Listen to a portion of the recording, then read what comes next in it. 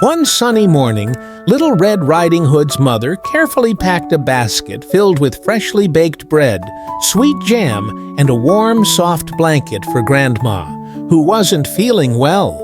"Remember, Little Red," her mother said kindly, "stay on the path, don't talk to strangers, and go straight to Grandma's house." Little Red Riding Hood nodded eagerly, excited to visit her grandmother, and set off with the basket swinging in her hand. Little Red Riding Hood skipped joyfully along the path, surrounded by the vibrant colors of the forest. The tall trees seemed to wave at her, and the wildflowers smiled in the morning sun. She picked a few flowers along the way, thinking they would cheer up Grandma. Everything felt magical and safe, and Little Red was filled with happiness as she hummed her favorite tune, dreaming of the treats she would share. But hidden among the trees, sneaking ever so quietly, was Wolfie, the sly and cunning wolf. With his dark gray fur and piercing eyes, Wolfie watched Little Red carefully. He crept closer and closer, his mind filled with mischief as he planned to find out where Little Red was heading. "Good morning, little girl," Wolfie said sweetly, pretending to be kind. Little Red Riding Hood, remembering her mother's words, hesitated but then told the wolf she was on her way to Grandma's house. Wolfie, seeing his chance, dashed off on a shortcut through the woods, determined to get to Grandma's cottage first. When he arrived, he knocked on the door softly, and Grandma, thinking it was Little Red, invited him in. But Grandma quickly realized her mistake. Wolfie leaped toward her, and she barely managed to hide in the closet, trembling and scared.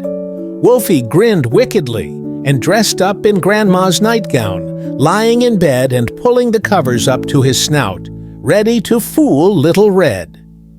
When Little Red Riding Hood reached Grandma's cottage, she noticed the door was slightly open.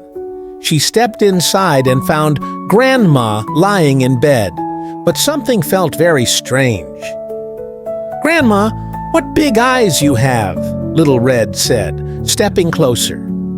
"All the better to see you with, my dear," Wolfie replied, his voice gruff and disguised. "Grandma, what big ears you have," Little Red continued, growing more confused. "All the better to hear you with," Wolfie snapped back, trying to keep his disguise. Finally, Little Red asked, "Grandma, what big teeth you have." At that moment, Wolfie couldn't hold back any longer. Wolfie jumped out of the bed, growling and baring his sharp teeth.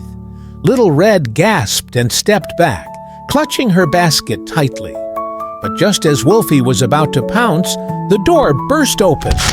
The brave woodsman, who had heard the commotion from outside, rushed in with his axe. With a loud roar, he scared Wolfie away, saving both Little Red and Grandma.